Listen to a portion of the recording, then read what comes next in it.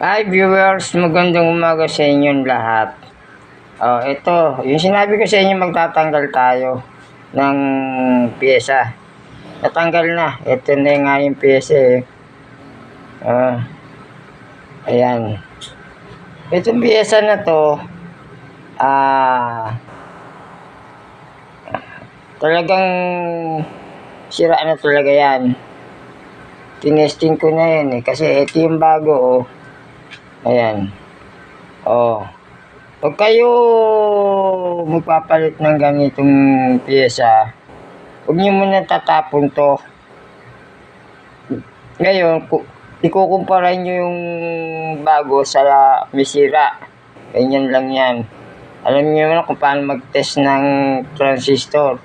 So, kung di ba kayo marunong mag-test ng transistor, yun ang problema.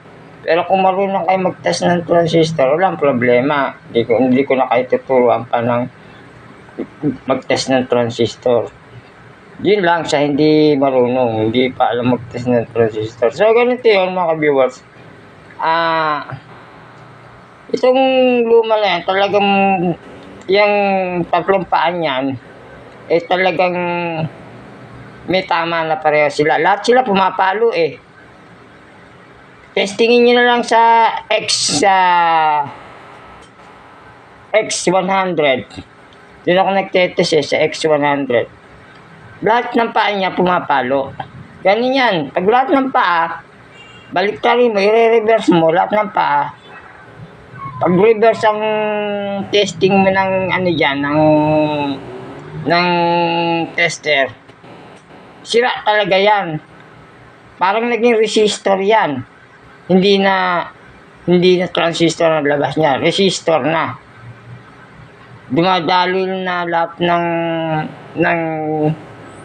kuryente diyan sa lahat ng paa na yan. So, ganun nga, siyempre magluloko na yan eh. So, itong bago, yan, hindi ito pumapalo lahat ng paa nito. Merong mga paa dyan na hindi pumapalo. Katulad niya, parang MPN2 eh. Ang type ng transistor na to. So, kayo mga marunong na mag-test, hindi ko na kayo papaliwanagan. Ano po? So, ganun lang. Mga ka-viewers, ito, talagang tinanggal ko yan. Ang hirap magtanggal niya, mga ka-viewers. Ayan.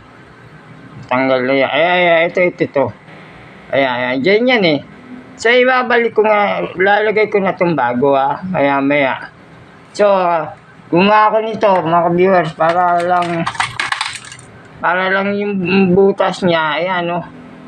Para yung butas niya, pag natakpan, siyempre, pag nagbaklas ka, matatakpan yung butas eh. Ayan. Gumawa ko na matulis